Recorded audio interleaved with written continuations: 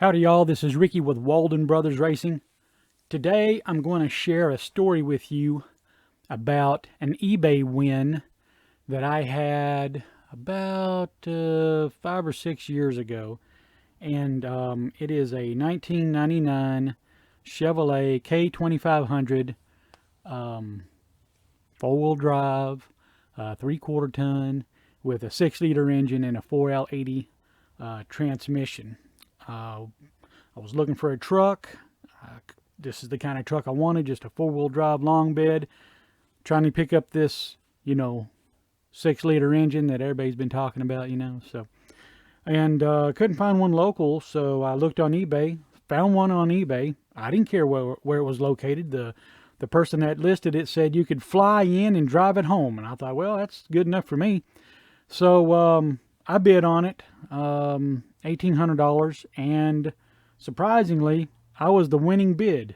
And this is the only vehicle I've ever won on eBay. I've sold one. Of course I bought other stuff off eBay, but this is the only thing that I ever won that was big. But I couldn't find anybody to bring it back. This was in Brunswick, Ohio is where this truck was, and that's where they were holding the eBay auction or whatever, And so I couldn't find a transport company to bring it back to me that wasn't charging me $1,000, So wound up renting a Enterprise vehicle, driving it up there, dropping the Enterprise vehicle off, and then picking up this truck and driving it back. The truck made it back, no problems. It actually did decent on gas, but as soon as I got it back, I started having problems. There was a lot of rust underneath the chassis. First of all, the brake line started leaking, and I had to replace some metal brake lines, all the calipers, all the rotors, all the rubber hoses. Spent a little bit of money on it trying to get the brakes worked in, and then the radiator started leaking, and one of the heater hoses started leaking. Replaced all that, did a water pump because it was leaking. Did a tune-up to it, did all kinds of stuff to it, trying to get it road ready. But this thing was just ate up with rust. It was crazy. When you buy something, I guess, what do they call it, the rust belt?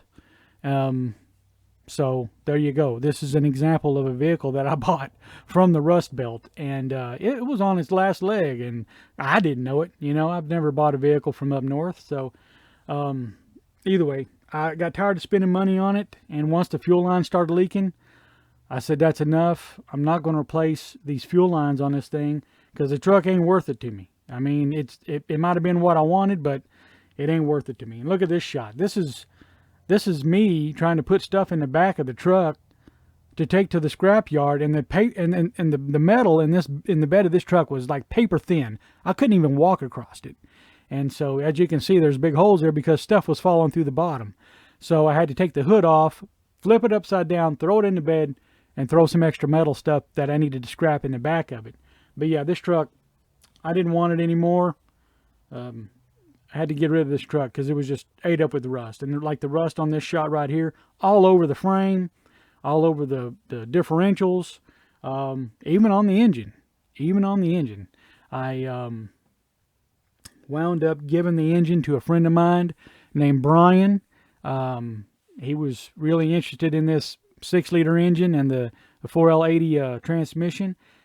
So I made a deal with him, and he pulled the motor and transmission out. I went back and picked the truck up because I was going to scrap it anyway. So, I was just willing to help him out. He's willing to help me out, So he kind of did his thing, and here I am at the scrap yard. And I was really hoping that the body wouldn't separate from the frame because stay together. It was rusted that bad. I just knew the frame was going to drop out from underneath it and hit my trailer and damage my trailer, but it didn't, And I did lose the ratchet strap out of the thing. Sorry, Chris, I lost one of your ratchet straps, but I'd hoped the guy would put it on the ground and just smash it with the claw.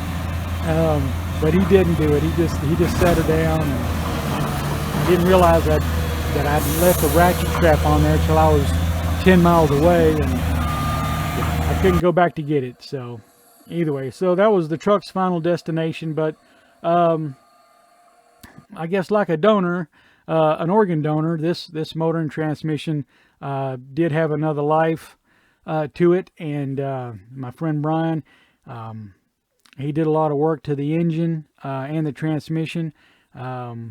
He said none of the fasteners broke during removal, which was amazing. And look at all that rust that come out of the engine there. And either way, so there was definitely a project. This engine was definitely a project. But he took it to the machine shop, got her all cleaned up.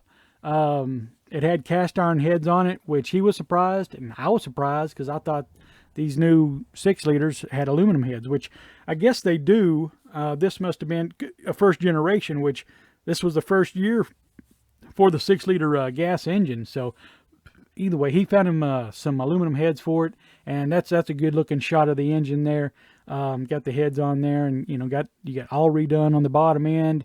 The head's been redone. Everything here is fresh and new, and he's building it for his 1970 Chevy Chevelle, and so he wanted this 6-liter to put in it.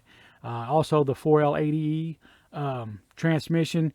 He cleaned it up and went through it as well. Of course, he had to.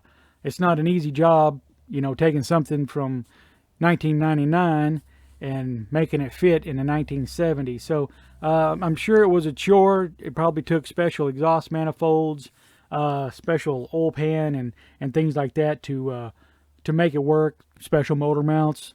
I haven't really talked to him about what all he had to do to put it into the Chevelle, but I'm sure it's going to work out great for him. His Chevelle is a perfect Chevelle. It's perfect for driving on the street, taking to the strip, making some passes.